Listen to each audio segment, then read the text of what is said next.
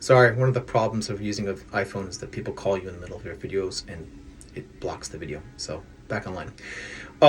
So working in Cesanese is super important. Initially, he was working in stainless steel and using older barriques. This is 10-ish years ago or so. He has since jettisoned most of the barriques in tonneau.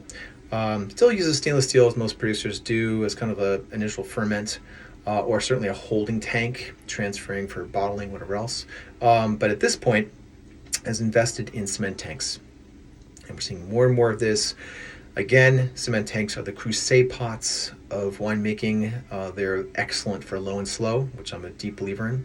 And they also add a certain texture, a certain pepperiness, I think, to more tannic red wines. And it's really helped out Alberto and his Cesanese. His holdings are in Pagliano, which actually sees some fruit on the Olevano Romano side and some fruit on the Piglio side, the old vineyard from his grandfather in Lepanto. But this is the Olevano Romano side. And here the terroir is kind of a marl with kind of terra rossa or iron infused in it, which adds a lot thicker and more pronounced tannin structure and fruit as well. So the cement is a good thing, really helps it out. All right, let's get into the wine.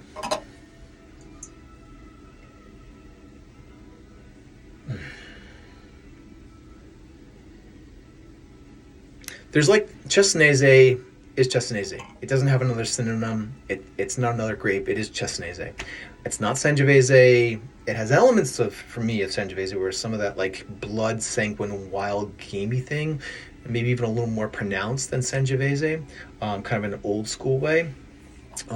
Fruit-wise, we're kind of in the black red fruits, black cherry, blah blah blah, plum thing. But the blood element, earth, dirt thing is a thing in Cesanese. I think a lot of producers, or what I've heard from the marketplace out there, is that there's more high tone versions of it. Here, Alberto makes one with a little more concentration, and I like it. I think it actually adds a little more power, a little more substance to the wine.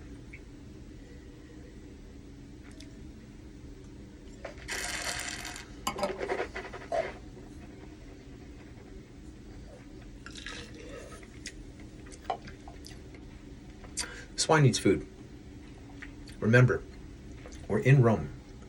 This is the home of the Italian mother sauces.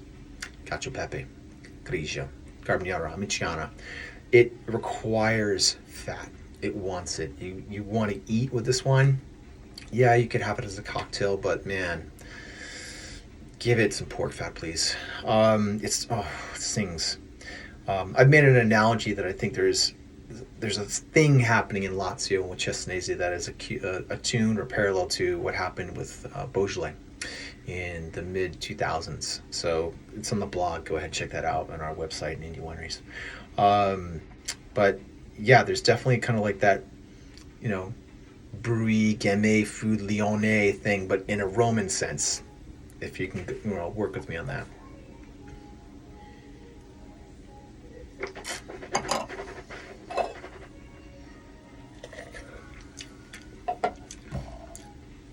Maybe even a little temperature, a little bit of chill, if you can put it on there. But yeah, textbook, super high quality, not that affordable, not that expensive, very affordable is what I was trying to say. And I think a shining example of the grower scene that's happening in Lazio right now. Here it is. Giacobbe, Cesanese, Giacobbe 2022. Cheers.